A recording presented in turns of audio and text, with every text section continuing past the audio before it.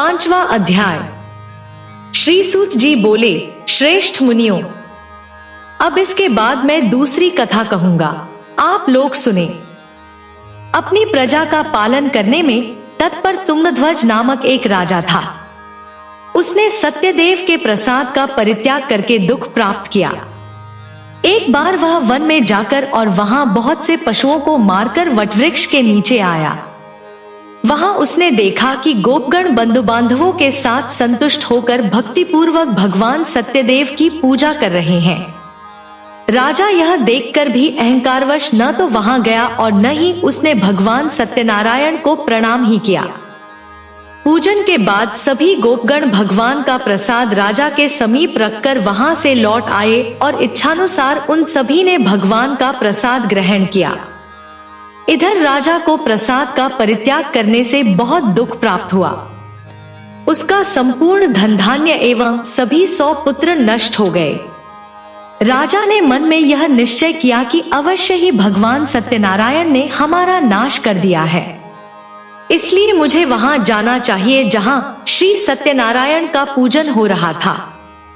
ऐसा मन में निश्चय करके वह राजा गोपगणों के समीप गया और उसने गोपगणों के साथ भक्ति श्रद्धा से युक्त होकर विधिपूर्वक भगवान सत्यदेव की पूजा की। भगवान सत्यदेव की कृपा से वह पुनः धन और पुत्रों से संपन्न हो गया तथा इस लोक में सभी सुखों का उपभोग कर अंत में सत्यपुर वैकुंठलोक को प्राप्त हुआ। श्री सूत जी कहते हैं, जो व्यक्ति इस परम दुर्लभ श्री सत्यनारायण के व्रत को करता है और पुण्य में तथा फल प्रदायिनी भगवान की कथा को भक्तियुक्त होकर सुनता है, उसे भगवान सत्यनारायण की कृपा से धन धान्य आदि की प्राप्ति होती है। दरिद्र धनवान हो जाता है, बंधन में पड़ा हुआ बंधन से मुक्त हो जाता है, डरा हुआ व्यक्ति भय मुक्त हो जाता है।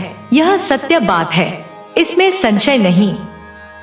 इस लोक में वह सभी ईप्सित फलों का भोग प्राप्त करके अंत में सत्यपुर वैकुंठलोक को जाता है। इस प्रकार मैंने आप लोगों से भगवान सत्यनारायण के व्रत को कहा, जिसे करके मनुष्य सभी दुखों से मुक्त हो जाता है। कलयुग में तो भगवान सत्यदेव की पूजा विशेष फल प्रदान करने वाली है। भगवान विष्णु को ही कुछ लोग काल, कुछ लोग सत्य, कोई ईश और कोई सत्यदेव तथा दूसरे लोग सत्यनारायण नाम से कहेंगे। अनेक रूप धारण करके भगवान सत्यनारायण सभी का मनोरथ सिद्ध करते हैं। कलयुग में सनातन भगवान विष्णु ही सत्यव्रत रूप धारण करके सभी का मनोरथ पूर्ण करने वाले होंगे। हे श्रेष्ठ मुनियों, जो व्यक्ति नित्य भगवान सत्यनारायण की इस व्रत कथा को पढ़ता है, सुनता है, भगवान सत्यारायण की कृपा से उसके सभी पाप नष्ट हो जाते हैं। हे मुनीश्वरों, पूर्व काल में जिन लोगों ने भगवान सत्यनारायण का व्रत किया था, उसके अगले जन्म का वृतांत कहता हूँ, आप लोग सुने। महान प्रज्ञा संपन्न सत्यनारायण व्रत करने के प्रभाव से दूसरे जन्म में सुदामा हुए और उस जन्म में भगवान श्री कृष्ण का ध्यान करके उन्होंने मोक्ष प्राप्त किया। लकड़हारा भिल्ल गुह का राजा हुआ और अगले जन्म में उसने भगवान श्री राम की सेवा करके मोक्ष प्राप्त किया। महाराज उल्कामुख दूसरे जन्म में राजा दशरथ हुए, जिन्होंने श्री रंगनाथ जी की पूजा करके अंत में वैकुंठ प्राप्त किया। इसी प्रकार धार्मिक और सत्यव्रती साधु पिछले जन्म के सत्यव्रत के प्रभाव से दूसरे जन्म में मोरध्वज नामक राजा हुआ।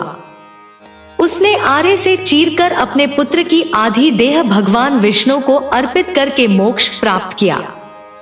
महाराजा तुंगध्वज जन्मांतर में स्वयंभुव मनु हुए और भगवत संबंधी संपूर्ण कार्यों का अनुष्ठान करके वैकुंठलोक को प्राप्त हुए।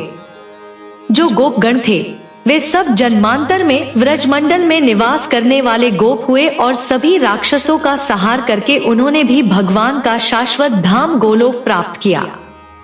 इस प्रकार श्री स्कंद पुराण के अंतर्गत रेवाखंड में श्री सत्यनारायण व्रत कथा का यह 5वां अध्याय पूर्ण हुआ।